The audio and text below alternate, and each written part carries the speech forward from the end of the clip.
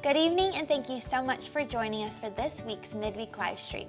Tonight, our college pastor Tyler Skrobonja will be sharing from the Word with us, but first we want to share with you a few things that are happening in the life of our church family. We love the community that God has placed us in, and we love serving them in multiple ways. Elevate Sports, our sports ministry here at First Arnold, is one of the great ways we can do that. Cass Clark, our sports director, is here with us tonight. Cass, over the spring, a lot of stuff got canceled, but things are gearing back up right now. Yeah, so this past weekend, we actually held a 2-day soccer camp out at Country Club, and we just had the opportunity to pour into these kids and share the gospel and share our passion and love for Jesus and sports with them, so it was pretty awesome. We also have 2 more soccer camps coming up this month. Our first one is our basketball camp. It's July 6th through 10th. And our second one is July 27th through the 31st, and that'll be our soccer camp. Awesome. So if someone wants to get signed up for these sports camps, what should they do? They should head to our website, fbcarnold.org/sports, and all the information and the registration link will be on that. Awesome. Sounds like a fun summer. The fact that it's July means that there are more opportunities for our community to use our free Family Life Center. We are committed to a slow, step-by-step process. Here with more on that is our fitness director, Sam Youngblood. Sam, thanks for being here. So our Family Life Center isn't going to be completely open, but can you share with us what July is going to look like? Yep, thanks for having me, Michaela. To start off, we're limiting our hours of operation. Mondays, Tuesdays, Thursdays, and Fridays will be open from 7 a.m. to 7 p.m. Wednesdays will be open from 7 a.m. to 5 p.m. and Saturdays will be open from 8 to 2. As people come back to our facility, we ask that they abide by the CDC guidelines where they maintain 6 feet from each other, as well as cover their mouth if they cough or sneeze. We'll be limiting the amount of people to our facility to 50 people and ask that they only work out for 60 minutes. We have taped off the floors to help you abide by the 6 feet protocol, and we ask that you wipe down the equipment before and after each use. Currently available, we have the track, cardio center, free weights and machines, but the closets will be closed at this time for individual use of that equipment. Awesome. Will people be able to use the locker rooms or other things like that? Yes, locker rooms will be open to be able to change and use the bathroom, but you will not be able to take showers at this time. And we ask that you bring your own water because water fountains are currently unavailable. And we just want to remind you that this is temporary and that we hope to open up to full use soon. Thank you so much, Sam. I know that was a lot of information, but it's super helpful, and I know that our community appreciates it. Yep. One of the greatest strengths of First Arnold is our small groups. They've been meeting via technology over the last few months, but we are excited to offer some on-campus opportunities this month. Here with more on that is our pastor of discipleship, Mark Stockton. Mark, thanks for being here. What can you tell us about small groups this month? Well, thank you, Michaela. Man, we're so excited to be part of the great FBCA comeback here, as you've heard Pastor Kenny share from the stage on Sundays. And so part of that looks like this next July, we're going to have where we're gathering in adult small groups on Sunday mornings twice. Those are going to be alternating weekends. But please keep in mind, whether we gather on site or online, some of our classes are still staying at home and everything, and we want you to be safe. We don't want you to step out of your comfort zone. So with that being said, whether we're on site or online, we're still part of the One United FBCA family. Awesome, that's exciting news to hear. How can people find out what classes are available and when? Thanks, Michaela.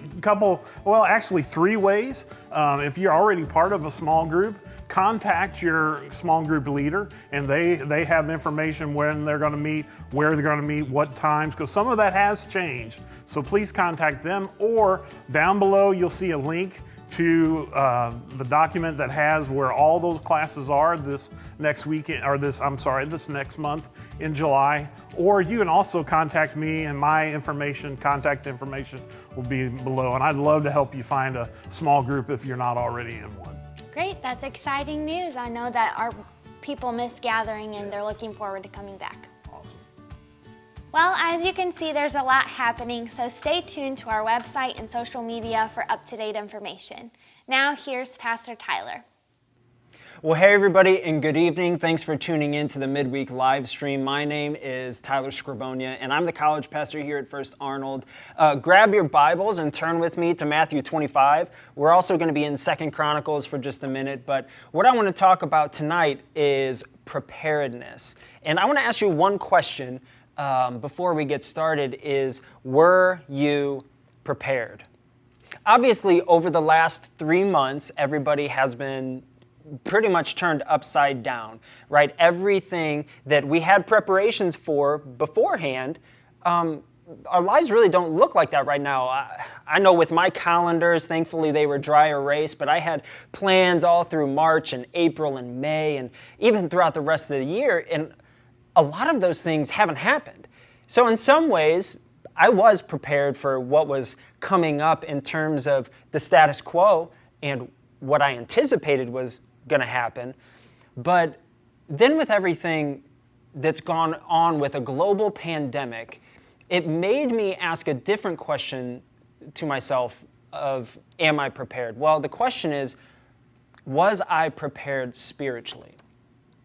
Was I prepared emotionally, mentally? And the resounding answer, I think, for a lot of us is not as much as we'd like to be. I know in my personal life, the answer was no. I was not as prepared for this as I wanted to be. Because here's the truth of it, is that there was a lot of people who have gone through a lot of difficult situations over the last couple months, and the church's response has been, we're trying to be proactive, but individually, you personally, were you prepared? I mean, what about this? Like, what if, this is a hypothetical, what if that moment, let's say March 16th, what if that was the return of Jesus, the hope of everything that we read for in the Bible, the second coming of Jesus?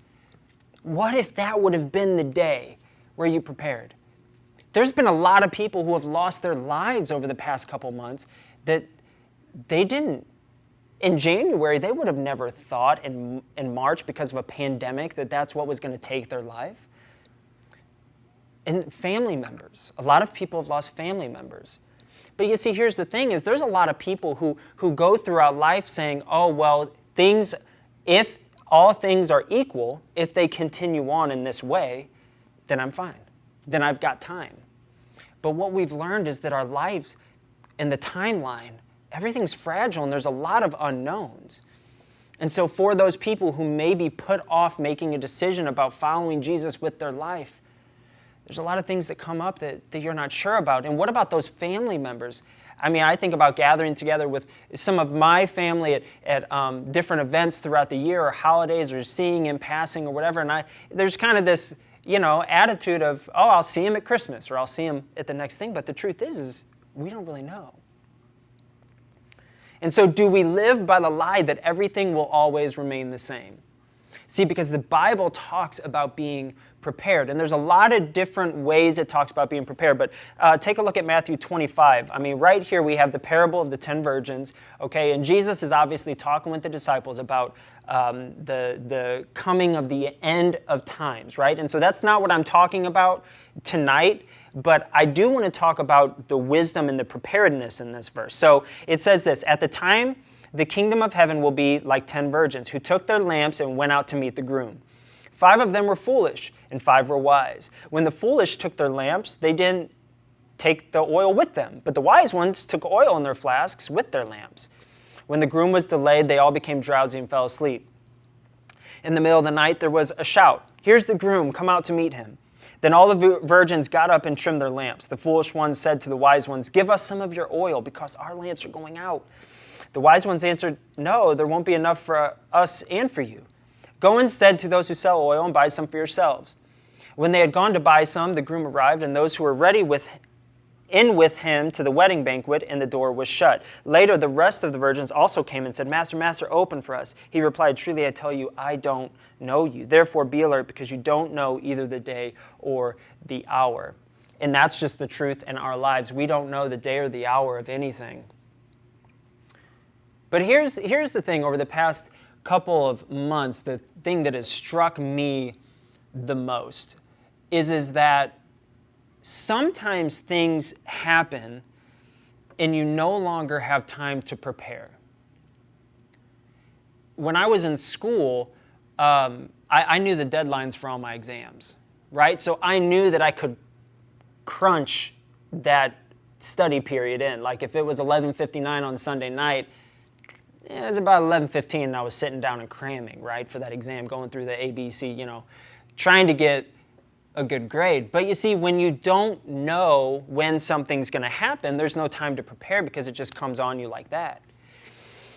And that's what this verse is talking about. It's saying, hey, if you're not prepared, you don't know when the groom's going to come. You got to be prepared at all times. I was traveling back from the lake this weekend, and Taylor and Waylon and I were in my truck, and we got on the highway. It was about 8 o'clock, and the sun was kind of going down, and I was going 75 miles an hour down the highway, and we're traveling, and all of a sudden, whack, a rock had come up and hit my windshield, right? And now I see that there was a nice little crack in there, and no joke, about 3 to 5 minutes later, I'm driving, and from the corner of my eye, I can see something that's like flying in front of my truck. And then it kind of comes up and it barely tips my front headlight, comes back and smokes my mirror. And it just hits off the plastic covering of my mirror, and I can just see the bird flying. It was an owl. But it happened so fast. There was no time for me to respond. I mean, I saw it happen, but in that moment, there was no time for me to even put on the brake. Like, by the time I put on the brake, the bird had already been hit, and I'm pretty sure that the owl didn't make it. But my point is that when certain things happen in our lives, there's no more time to get ready. There's no more time to prepare. It happens. And so the events happen sometimes too quickly for us to be able to have a response, right? It's whatever the condition is, wherever you are, that's it. And so I'll ask you now, were you prepared, but now are you prepared? You see, because if we don't learn from experiences, then nothing will change. Then you're just going to go throughout your life in the same way. But there's a lot to learn from over the past couple of months, and I think that so much of it is positive. It's a very tragic and unfortunate thing, but I think that there's so much learning and there's so much good that can come in the future from this, and a lot of learning. And so in my mind, it's, man, am I prepared now? And so take a look at 2 Chronicles 7:14 now. Here's what it says. So this is Solomon.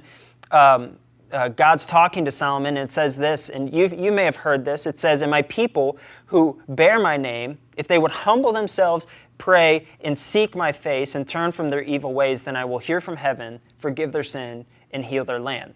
And that's 2 Chronicles 7:14. And so there we have this, it's the beauty of God's grace.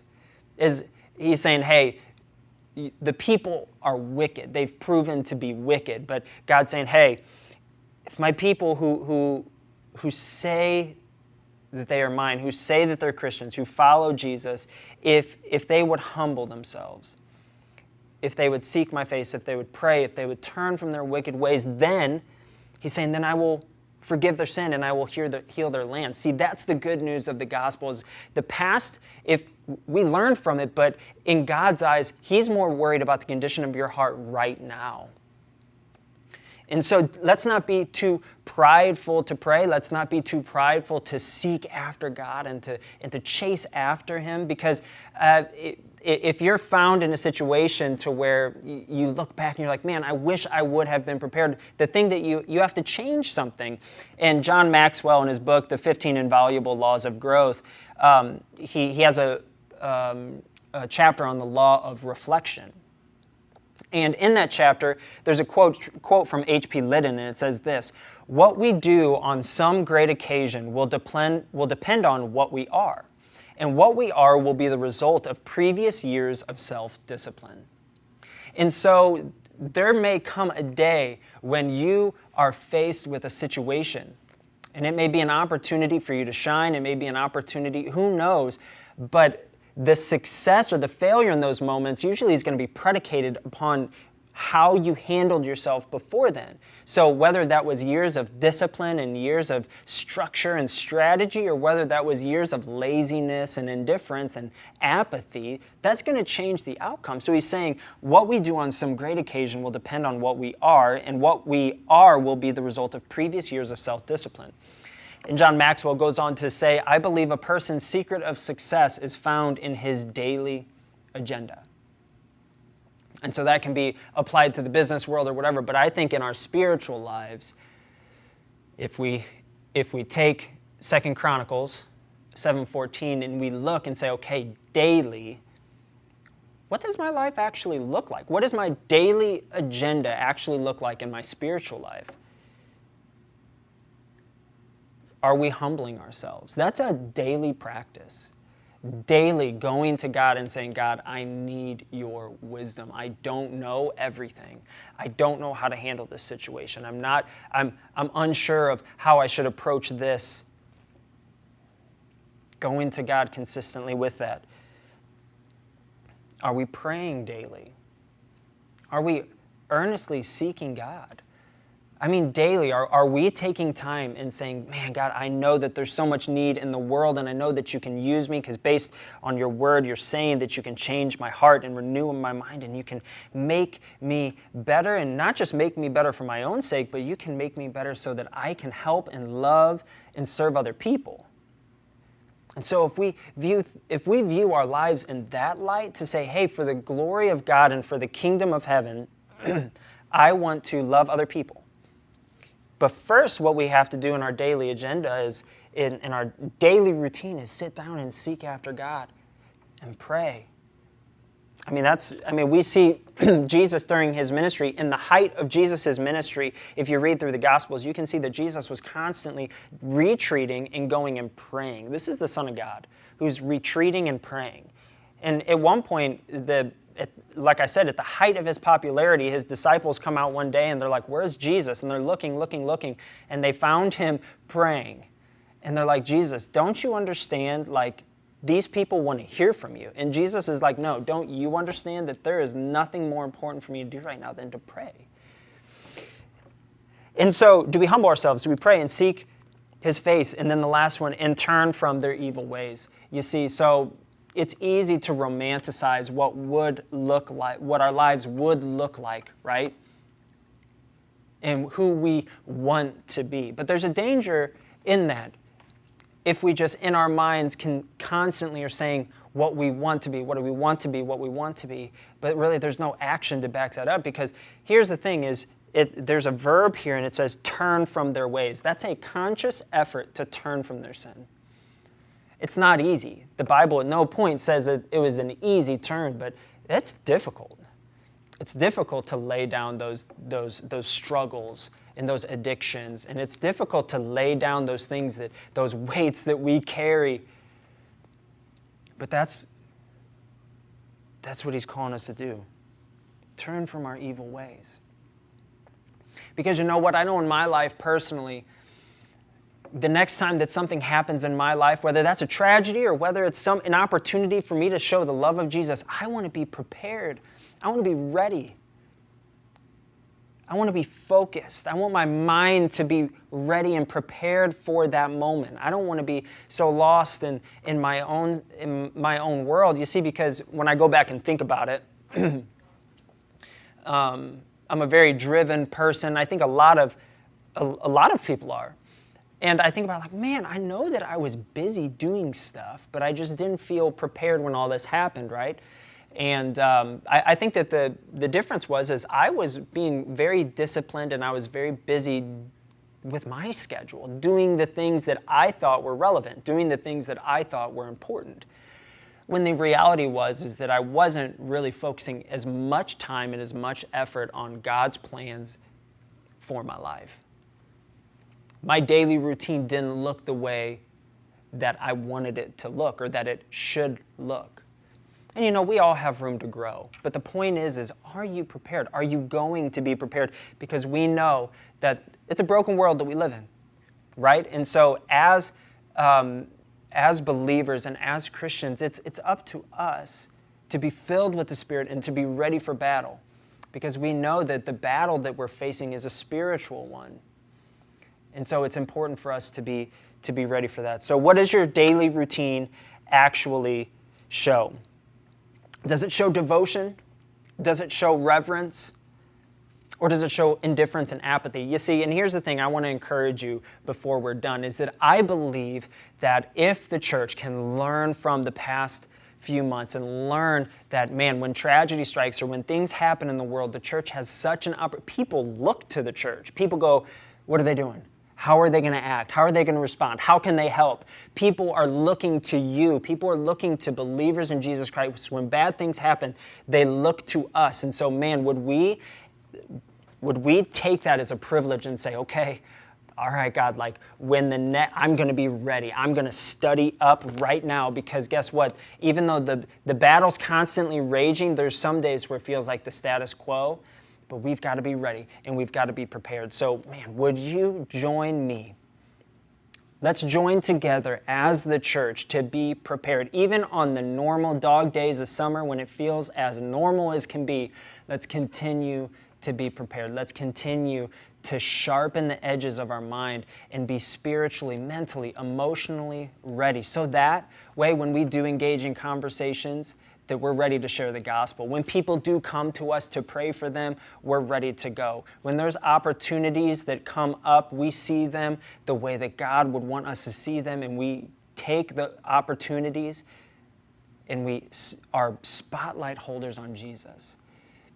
And we hope that our lives would be all for the glory of God, and so that we can love other people and take care of other people and share the good news of Jesus with people all around the world. So thank you so much for joining us tonight, and I hope that you are encouraged. God bless you.